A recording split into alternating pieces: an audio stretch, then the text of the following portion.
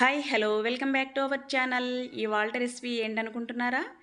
ఇవాళ సింపుల్గా చేసుకునే స్పాంజీ లాంటి క్యారెట్ కేక్ అండి.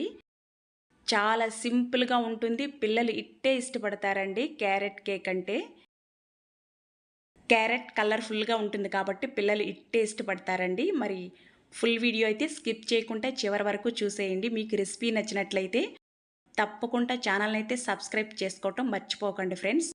ఇప్పుడు క్యారెట్ కేక్ ఎలా ప్రిపేర్ చేయాలో చూసేద్దామండి. ముందుగా క్యారెట్స్ని తురుము పెట్టుకోవాలండి. చక్కగా ఇలా తురుముకొని పక్కన పెట్టేసుకొని ఇప్పుడు బౌల్ తీసుకొని బౌల్లోకి 1 కప్పు వరకు మైదా పిండి తీసుకోండి. పిల్లలకు పెట్టేటప్పుడైతే హెల్దీగా కావాలంటే ఈ మైదా పిండి ప్లేస్లో గోధుమ పిండి యాడ్ చేసుకోండి. సేమ్ ప్రాసెస్ అండి, గోధుమ పిండితో కూడా ఇదే ప్రాసెస్లో చేసుకోవచ్చండి. మనం పిండి ఏ కప్పుతో తీసుకున్నామో అదే కప్పుతో షుగర్ పౌడర్ కూడా తీసుకోవాలండి. ఇప్పుడు చక్కగా ఇందులోకి 1 table spoon baking powder add చేసుకోవాలి. 1/2 table spoon baking soda add చేసుకోవాలండి. మనం ఎప్పుడైనా కేక్ ప్రిపేర్ చేసేటప్పుడు బేకింగ్ పౌడర్ ఎక్కువగా తీసుకోవాలండి, బేకింగ్ సోడా తక్కువ క్వాంటిటీ తీసుకోవాలండి. చక్కగా ఇప్పుడు మనం యాడ్ చేసిన మిశ్రమాలు కలిసే విధంగా విస్కర్తో ఇలా మిక్స్ చేసుకోండి. మనం ఫస్ట్ టైం చేస్తున్నాము, కేక్ వస్తుందా రాదా అని ఆలోచించకండి. ఫస్ట్ టైం ప్రిపేర్ చేసినా కూడా చాలా చక్కగా వస్తుందండి. ఇప్పుడు కొద్ది కొద్దిగా మిల్క్ యాడ్ చేసుకుంటూ పిండిని మిక్స్ చేసుకోవాలండి. చూడండి, ఇలా కొద్ది కొద్దిగా మిల్క్ అనేది యాడ్ చేసుకుంటూ మిక్స్ చేసుకోవాలండి.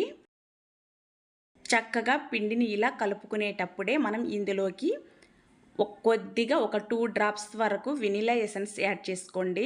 మంచి ఫ్లేవర్తో చక్కగా ఉంటుందండి.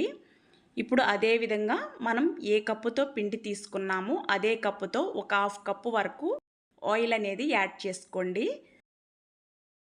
ఆయిల్ యాడ్ చేసేటప్పుడు స్మెల్ రాని ఆయిల్స్ మాత్రమే యాడ్ చేసుకోండి.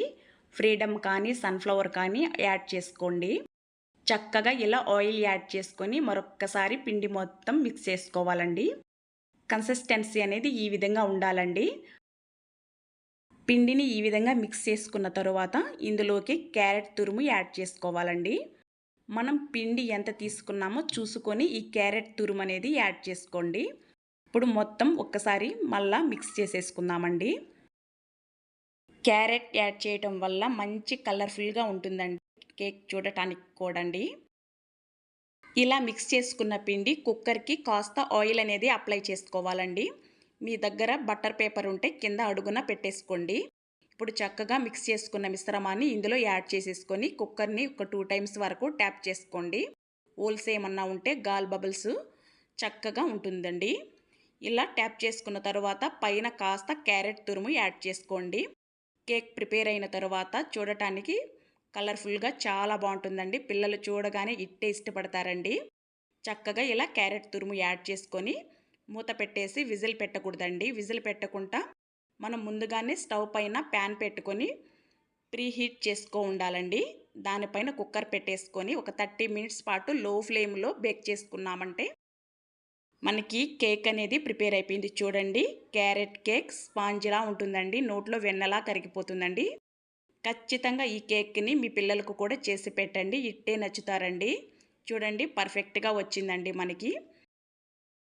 మనకి కేక్ మొత్తం బేక్ అయ్యిందా లేదా తెలియాలంటే కాస్త టూత్పిక్తో కాస్త గుచ్చి చూసామంటే మనకి తడి లేకుండా ఉంటే మనకి కేక్ అనేది బేక్ అయిపోయినట్టండి.